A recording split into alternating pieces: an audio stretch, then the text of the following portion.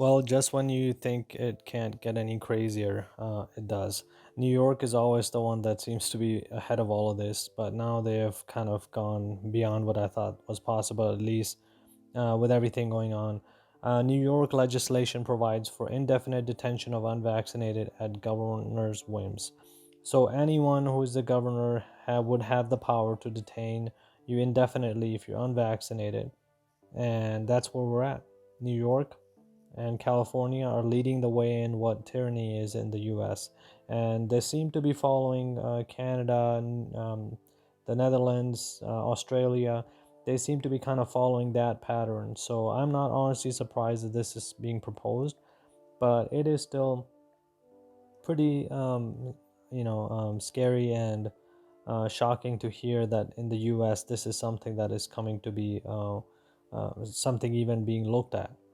And this this is just crazy to see any of this is possible here, but this is what I've been kind of saying, for us to keep our eyes open and understand what is possible when you let up the power. This is what happens. So in the next legislative session beginning January 5th 2022, the New York Senate and Assembly could vote on a bill that would grant permission to remove and detain cases, contact carriers, or any suspected of presenting a significant threat to public health, and remove them from public life on an indefinite basis.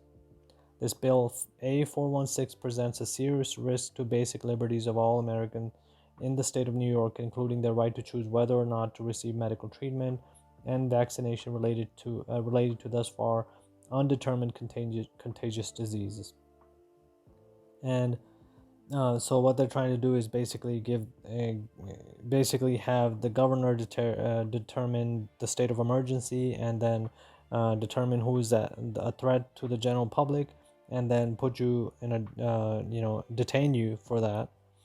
Um, and any commissioner or head of local health department is able to do that. They have the right to remove and detain any individual or groups of people through issuing a single order.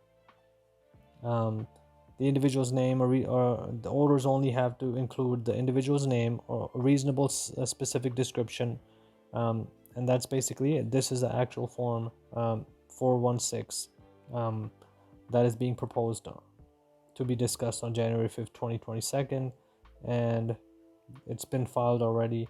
Removal and detention of cases, contact, and carrier who are or may be danger to public health.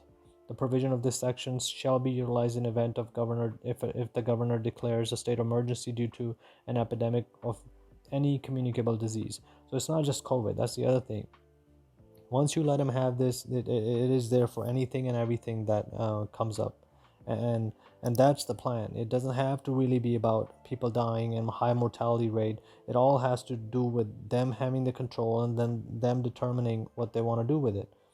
um, They does say here also that may pose an imminent and significant threat to the public health, resulting in severe morbidity or mortality, high mortality, and they can assign a delegee to be able to implement this, and remove a person, detain a person at his or her will.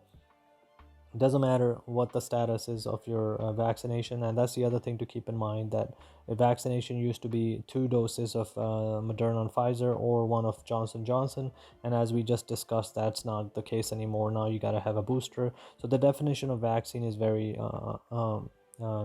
variable as well. They change it as they want. On top of that, it's not reliant on the fact you have a negative PCR test.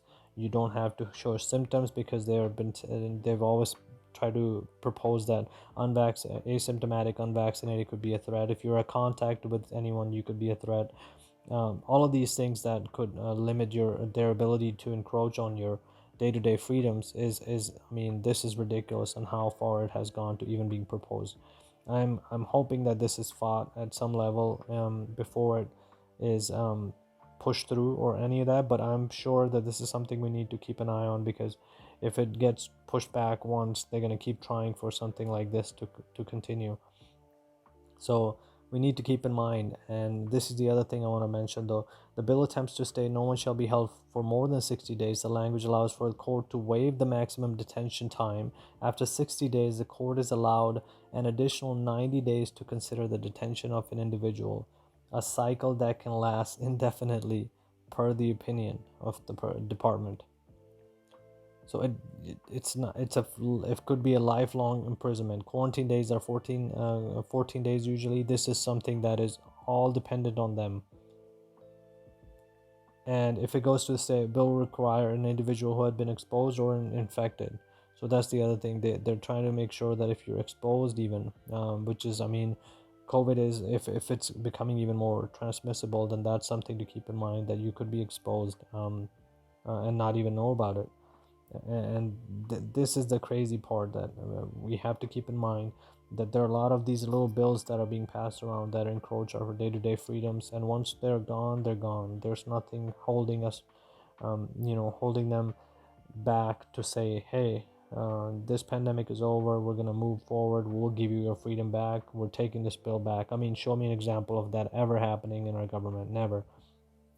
I mean, we're still at TSA having to take our belts and shoes off with all the surveillance. I would have thought that would have been something that's not necessary at this time. They could figure out who the criminals are. Yet every one of us is having to deal with that, and that's why it's very important for people to understand, when these kind of bills are being proposed, that it is not for the health of anyone. It's truly to determine who is at threat. And when they control the definitions, they control the way everything, the narrative is, they control what is misinformation, and they control the distribution of the information. Then you can imagine how this would be a very easy way for them to come at you and say, hey, that's it. So keep that in mind, like, subscribe, and see you on the next one. Thanks.